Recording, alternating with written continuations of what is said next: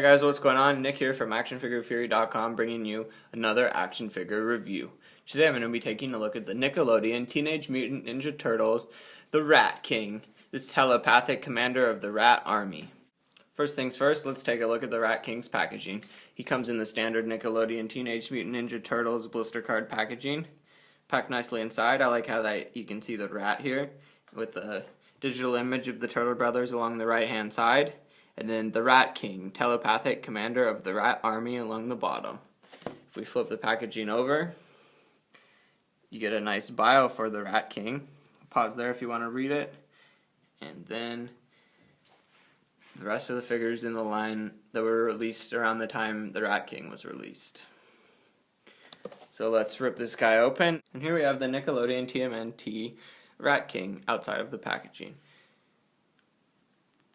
The Rat King varies quite a bit different from the vintage version, but he does have his similarities. For instance, he has his wrapped hands and his wrapped feet, just like the vintage version, but he is sporting a brand new black trench coat and a black hat. I do like it. The black trench coat features some black rats sculpted on there so they're non-removable, and it would have been cool if they were painted, because you can see here they're just solid black, and Playmates went the cheap way and didn't paint them at all. And they also went the cheap way on his face. You can see here it's sculpted pretty well and looks awesome, but it's lacking paint. And if they painted it just a little bit, I think the sculpt would have been brought out really nicely. But his face does look pretty cool. It is hidden by his collar here, so it's kind of hard to see, but he does have a nice sculpt anyways. And then his right hand is sculpted to hold on to his accessory, his walking staff. You can see it's extremely flexible, and it does have a little bit of sculpting onto it, very light lines on it to make it look like wood, but it really does help complete the look of the Rat King, so I'm glad that he comes with a staff. And then his other accessory that he comes with is a rat, a painted rat. So you can see here he's got pink eye and then a pink tail, and he actually has sculpted hair all over him. So it's a pretty cool accessory, and you can put this guy in his hand, or you can put him on the ground or whatever, doing whatever you want. But it's a really cool accessory to come with the Rat King. I just wish that the rats on his coat were painted too. Let's take a look at his articulation. For articulation, he has a ball jointed head. He can spin all the way around, go up and down just a little bit. He's got swivel hinge shoulders, go all the way around and up and down. And then I'm pretty sure he has a swivel inside there, but because of the thick coat, it's pretty much non-existent, so you don't really need to worry about it.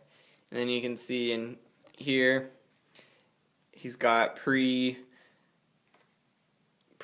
legs, so you pretty much can only take one pose, and he does have ball jointed hips, which are pretty much useless.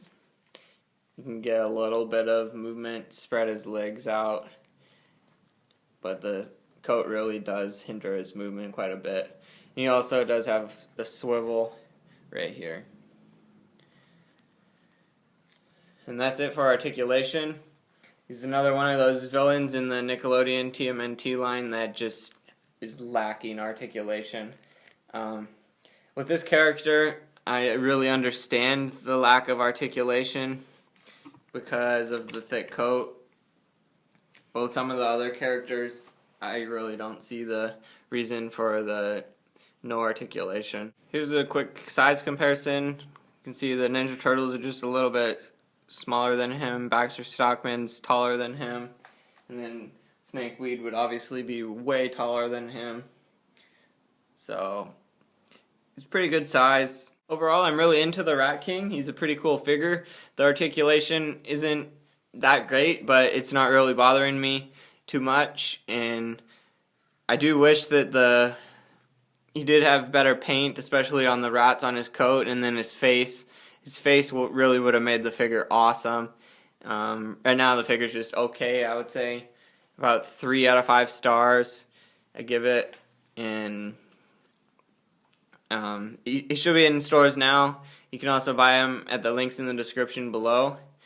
For all the best action figure and toy news, check out actionfigurefury.com. Please subscribe to this channel, and I'll see you guys next time.